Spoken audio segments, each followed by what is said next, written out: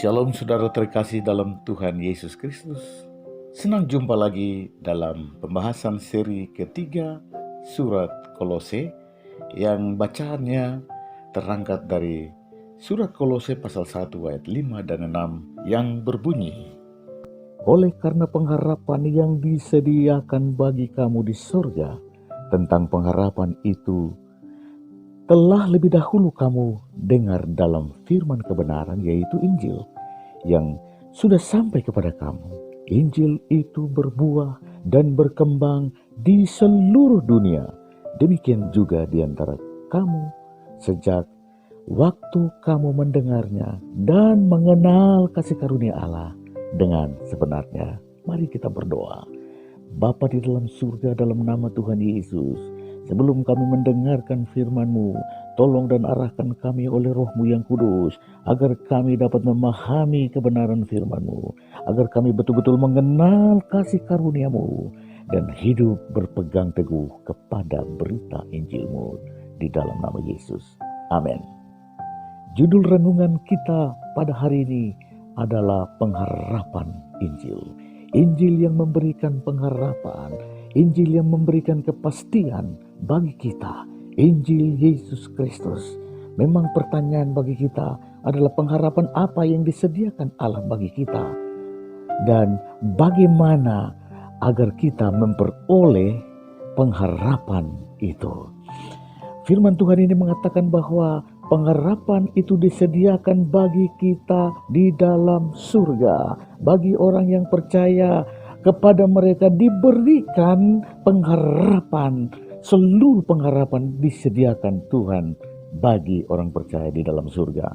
Memang tidak ada ditulis dalam firman Tuhan bahwa akan ada 7 bidadari yang menanti Anda, atau pengharapan-pengharapan yang tidak benar di luar Injil Yesus Kristus.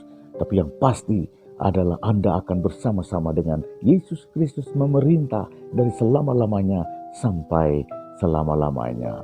Anda akan menjadi orang yang menerima mahkota kehidupan oleh karena Tuhan menghargai imanmu dan tindakan imanmu, bukti imanmu selagi Anda hidup di dunia ini. Saudara-saudara yang kekasih dalam Tuhan, untuk menerima semua yang disediakan Allah itu, bagaimana agar kita bisa menerimanya? Ada 3 jawaban. Jawaban yang pertama yang diberikan Rasul Paulus adalah mendengar dan menerima kebenaran Injil tentang pengharapan. Saudara, banyak kita hanya mendengar dan mendengar, tapi kita menolak, kita tidak membuka hati kita menutup hati kita terhadap kebenaran itu. Kebenaran Injil harus mengubah hidup kita, dan dengan perubahan yang dikerjakan oleh tangan Tuhan melalui kebenaran Injil, itulah yang dapat memberikan kepada kita pengharapan. Tanpa Anda dan saya mendengar dan menerima, kita tidak memperoleh pengharapan itu. Kedua, mendengar dan mengenal kasih karunia Allah dengan sebenar-benarnya. Saudara, pengenalan akan kasih karunia Allah rupanya ada yang kurang karena itu, atau ada yang mengenal tetapi salah pengenalannya kepada Tuhan, kepada kasih karunia-Nya. Karena itu Rasul Paulus menulis agar ada pengenalan kepada kasih karunia Allah dengan sebenarnya. Dengan demikian, dengan benar-benar mengenal kasih karunia Allah.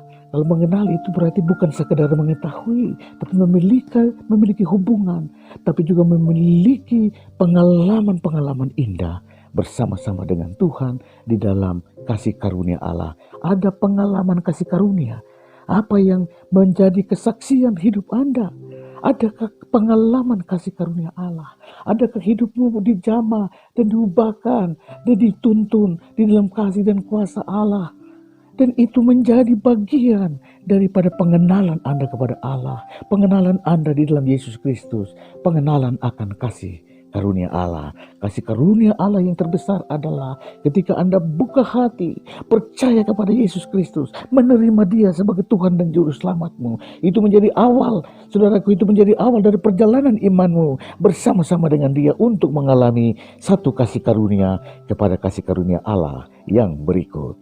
Dan yang ketiga saudaraku, yang ketiga adalah mengambil bagian dalam membuahkan kebenaran Injil dan mengembangkannya di seluruh dunia. Saudara, Injil Yesus Kristus harus berbuah, dan berbuah di dalam hidup kita, berbuah di dalam keluarga kita, berbuah di dalam masyarakat kita, dalam gereja kita, berbuah di tengah-tengah bangsa dan negara kita. Dan itu menjadi tanggung jawab saya dan saudara, menjadi tanggung jawab orang percaya, supaya saudaraku, supaya Injil itu berbuah-buah lebat dalam hidup kita. Dengan demikian kita bisa menjadi alat pengembangan Injil ke seluruh dunia, dimanapun kita berada.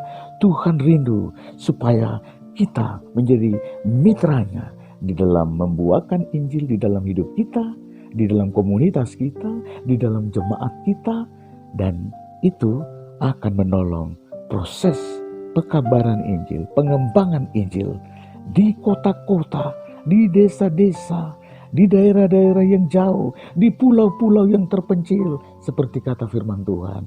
Sementara menantikan kita, biarlah firman Tuhan ini akan mendorong kita untuk lebih berpengharapan di dalam Injil, dan kita akan menjadi alat untuk membuahkan Injil di dalam hidup kita dan mengembangkan Injil kepada orang lain.